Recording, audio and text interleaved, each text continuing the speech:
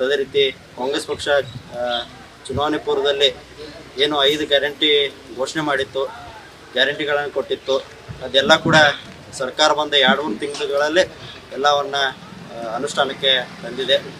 ಈಗ ತಾವು ನೋಡ್ಬೋದು, ಎಲ್ಲ 5 ಗ್ಯಾರಂಟಿ ಜಾರಿಗೆ ತಂದಿದ್ದಾವೆ. ಒಂದು ಬಡ ಕುಟುಂಬ ನಡೆಸಲಿಕ್ಕೆ ಏನೇನು ಅವಶ್ಯಕತೆ ಬೇಕು ಎಲ್ಲ ಕಾಂಗ್ರೆಸ್ ಪಕ್ಷ ಕೊಡ್ತಾ ಇದೆ. ಅನ್ನ ಭಾಗ್ಯ ಮುಖಾಂತರ ನಮಗೆ 5 kg ಅಕ್ಕಿ ಸಿಗ್ತಾ ಇದೆ. ಇನ್ನೂ 5 kg ಅಕ್ಕಿಯ ಒಂದು ಹಣ ನಿಮಗೆ ಸಿಗ್ತಾ ಇದೆ. ಮಹಿಳೆಯರಿಗೆ ವಿಶೇಷವಾಗಿ ಗ್ಯಾರಂಟಿಗಳು ಇದ್ದಾವೆ. ಗೃಹಲಕ್ಷ್ಮಿ ಅಂತ 2,000 ರೂಪಾಯಿ ಪ್ರತಿ ತಿಂಗಳು ಅವ್ರಿಗೆ ನೇರವಾಗಿ ಅಕೌಂಟಿಗೆ ಮುಗಿಸುವಂಥ ಒಂದು ಯೋಜನೆ ಇದೆ. ಮಹಿಳೆಯರಿಗೆ ಅಡ್ಡಾಡಲಿಕ್ಕೆ ಅನುಕೂಲವಾಗಲಿ ಅಂತ ಮಹಿಳೆಯರಿಗೆ ಬಸ್ ಫ್ರೀ ಮಾಡಿದ್ದಾರೆ. ಅದೇ ರೀತಿ ಮನೆಯಲ್ಲಿ ಕರೆಂಟ್ ಬಿಲ್ ತುಂಬಲಿಕ್ಕೆ ಬಡವರಿಗೆ ತ್ರಾಸ ಆಗ್ತದಂತ ಅವರು ಕೂಡ 200 ಯೂನಿಟ್ವರೆಗೆ ಕರೆಂಟ್ ಫ್ರೀ ಮಾಡಿದ್ದಾರೆ.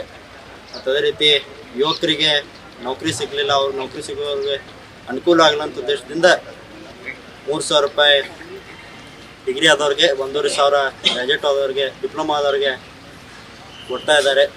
ಅದಕ್ಕೆ ಕೊಟ್ಟ ಮಾತಂತೆ ಇವತ್ತು ಕಾಂಗ್ರೆಸ್ ಪಕ್ಷ ನುಡಿದಿದೆ. ಸಿದ್ದರಾಮಯ್ಯ ಸಾಹೇಬರಾಗಿರ್ಬೋದು, ಯಾವತ್ತಿದ್ರು ಅವರು ಕೊಟ್ಟ ಮಾತಂತೆ ಇವತ್ತು ಸರ್ಕಾರನ ನಡೆಸುವಂಥ ಕೆಲಸ ಮಾಡ್ತಾಯಿದ್ದಾರೆ. ಅದೇ ರೀತಿ ಜಿಲ್ಲಾ ಉಸ್ತುವಾರಿ ಸಚಿವರಾದಂಥ ಸತೀಶ್ ಜಾರಕಿಹೊಳಿ ಕೂಡ ಯಾವ್ಯಾವ ಭರವಸೆಗಳನ್ನು ಕೊಟ್ಟಿದ್ದಾರೆ ಎಲ್ಲವನ್ನ ಈಡೇರಿಸಿದ್ದಾರೆ.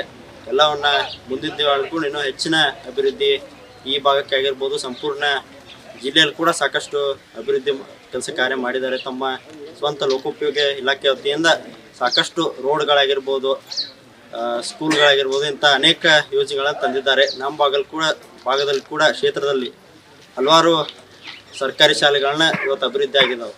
ನಮ್ಮ ಭಾಗದಲ್ಲಿ ಕೂಡ ತಾವು ಯಾವ ರೀತಿ ಸರ್ಕಾರಿ ಶಾಲೆ ಅಭಿವೃದ್ಧಿ ಆಗಿದೆ ಅಂತ ತಮ್ಮೆಲ್ಲರಿಗೂ ಗೊತ್ತಿರುವಂಥ ವಿಷಯ. ಒಂದು ಖಾಸಗಿ ಹೋಟೆಲ್, ಒಂದು ಪ್ರೈವೇಟ್ ಸ್ಕೂಲ್ ಯಾವ ರೀತಿ ಒಂದು ಮೇಂಟೈನ್ ಮಾಡ್ತಾರೆ ಆ ರೀತಿ ನಮ್ಮ ಕ್ಷೇತ್ರದಲ್ಲಿ ಸ್ಕೂಲ್ ಕಾಲೇಜುಗಳ ಅಭಿವೃದ್ಧಿ ಆಗ್ತಾ ಇದ್ದಾವೆ.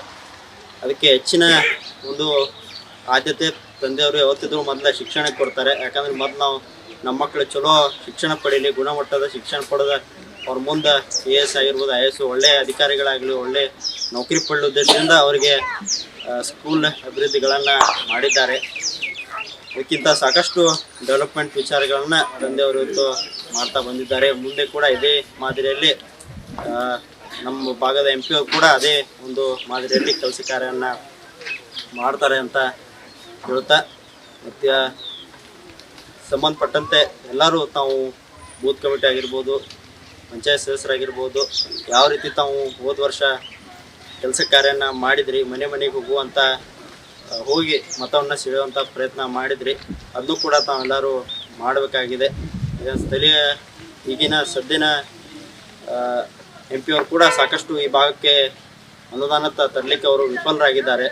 ಸಾಕಷ್ಟು ಈ ಭಾಗದ ಸರ್ಕಲ್ ಉದಾಹರಣೆ ತಾವು ತೊಗೊಂಡ್ರೆ, ಸರ್ಕಲ್ದ ಅಗಲೀಕರಣ, ರಸ್ತೆ ಸುಧಾರಣೆ, ನೈಮಾಸ್ ಎಲ್ಲ ಆಗಿದ್ದು ತಂದೆ ಸತೀಶ್ ಜಾರಕಿಹೊಳಿ MLA ಮಾಡ್ತಾರೆ. ಅವ್ರು ಲಾಸ್ಟಿಗೆ ಒಂದು ಬಸ್ ಸ್ಟ್ಯಾಂಡ್ ಅಷ್ಟೇ ಒಂದು ಕೂಡ್ಸೋಕೆ ಒಂದು ಪ್ರಯತ್ನ ಮಾಡಿದರು, ಆದರೂ ಅದು ಕೂಡ ವಿಫಲ ಆಯಿತು. ಒಂದು ವಾಲ್ಮೀಕಿ ಮೂರ್ತಿ ಜಾಗದಲ್ಲಿ ಒಂದು ಬಸ್ ಸ್ಟ್ಯಾಂಡ್ ಕೂಡಿಸುವಂಥ ಪ್ರಯತ್ನ ಅವರು ಮಾಡಿದರು. ಅದಕ್ಕೂ ಕೂಡ ಈ ಭಾಗದ ಎಲ್ಲ ಜನರು ಇವರು ಒಂದು ಹೋರಾಟ ಮಾಡಿದಾಗ ಅದು ಒಂದು ತಡೆ ಆಯಿತು. ವಾಲ್ಮೀಕಿ ಮೂರ್ತಿ ಕುಡ್ಸಕ್ಕೆ ಯಾರು ಪರ್ಮಿಷನ್ ಪರ್ಮಿಷನ್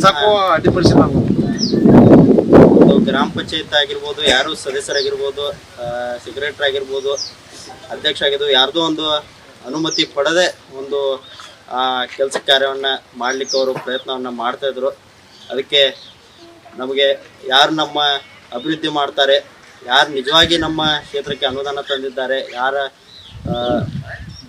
ನಿಜವಾಗಿ ಒಂದು ಕೆಲಸ ಕಾರ್ಯನ ಮಾಡ್ತಾರೆ ಅವ್ರನ್ನ ನಾವು ಆಯ್ಕೆ ಮಾಡಬೇಕಾಗತ್ತೆ. ಬರೀ ಒಂದು ತೋರಿಸ್ಲಿಕ್ಕೆ ಒಂದು ಶೋಕಿಸಲಾಗಿ ಯಾರು ಒಂದು ಅಭಿವೃದ್ಧಿ ಮಾಡ್ತಾರೆ ಅವ್ರನ್ನ ನಾವು ನಂಬಲಿಕ್ಕೆ ಆಗೋದಿಲ್ಲ. ಅದಕ್ಕೆ ನಿಜವಾದ ಈ ಭಾಗದ ಅಭಿವೃದ್ಧಿ ಮಾಡಿದಂದರೆ ತಂದೆ ಸತೀಶ್ ಜಾರಕಿಹೊಳಿ ಅವರು. ಅದನ್ನು ನಾವು ಗಮನದಲ್ಲಿ ಇಟ್ಕೊಂಡು ಕೆಲಸ ಕಾರ್ಯನ ಮಾಡಬೇಕು. ಮುಂದಿನ ದಿನಗಳಲ್ಲಿ ಕೂಡ ಇನ್ನೂ ಹೆಚ್ಚಿನ ಅಭಿವೃದ್ಧಿ ತಂದೆ ಸತೀಶ್ ಜಾರಕಿಹೊಳಿ ಆಗಿರ್ಬೋದು, ಮತ್ತು ಅದೇ ರೀತಿ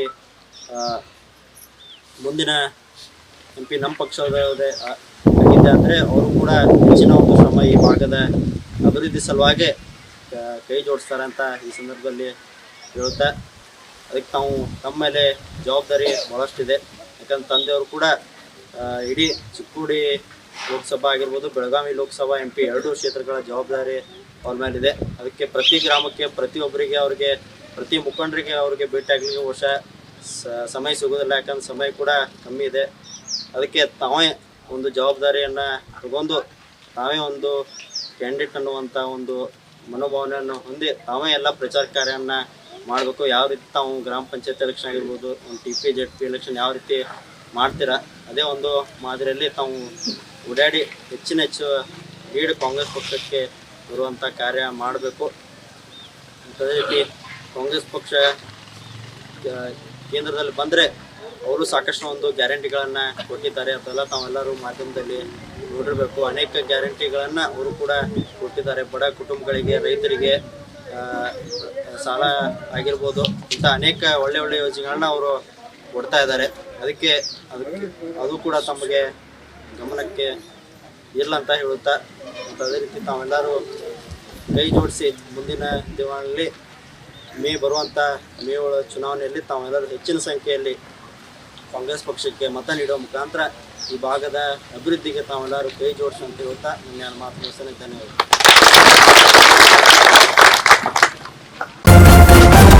ನ್ಯೂಸ್ ಫಸ್ಟ್ ನಿರ್ಭೀತಿಯಿಂದ ನಿಮ್ಮ ಪರವಾಗಿ.